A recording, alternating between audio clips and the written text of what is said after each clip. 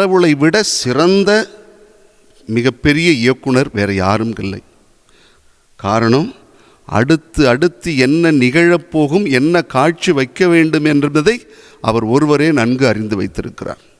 அன்பார்ந்தவர்களே, இறைமகன் இயேசு கிறிஸ்துவனுடைய இருப்பு குறித்து எரேமியா இறைவாக்கினர் சொல்லுகிற பகுதியையும் நாம் பார்க்கலாம்.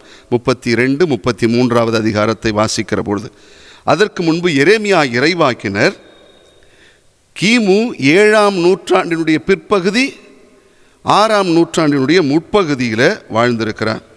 இவருடைய பணிக்காலத்தில் இஸ்ரேல் மக்களுக்கு நிகழ இருக்கின்ற முன்னெச்சரிக்கையான, அதுவும் குறிப்பாக பாபிலோனிய மன்னனால் இவர்கள் நாடு கடத்தப்பட போகிறார்கள் என்பதை குறித்து, அதனுடைய அழிவையும், யூதா அரசனும் நாடும் எருசலேம் ஆலயமும் அழிக்கப்பட போகிற ஒரு மிகப்பெரிய ஒரு அழிவை குறித்து எரேமியா இறைவாக்கினர் சொல்வதும் இங்குதான் வருகிறது. அவ்வாறு அழிவு என்று வருகிறது என்று சொன்னால் அவர்களுக்கு ஒரு நம்பிக்கை ஊட்டுகிற செய்தியும் கொடுக்கப்படுகிறது. 33வது அதிகாரம் 14 16 முடிய உள்ள இறைவசனங்களை கூர்ந்து அறிந்து பாருங்கள். அதில் 15வது வசனம் இவ்வாறாக செல்கிறது பாருங்கள்.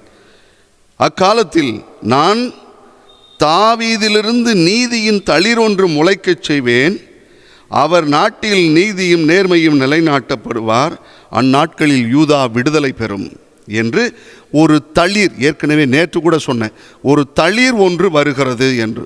அந்த தளிர் யூதா குலத்தில் தாவீதை குறித்தும் அதனுடைய தொடர்ச்சியாகவும் வருகிறது.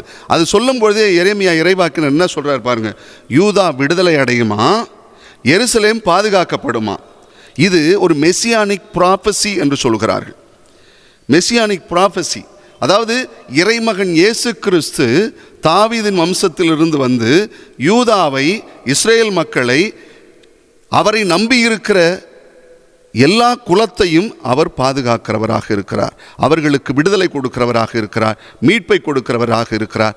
அன்று எரேமியா இறைவாக்கினர் சொன்னது அப்பொழுது இருந்த இஸ்ரேல் மக்களை குறித்து சொன்னாலும் அது இயேசுவின் மீட்பை குறித்து முன்னறிவிக்கப்பட்ட ஒரு செய்தியாகத்தான் அங்கு வருகிறது.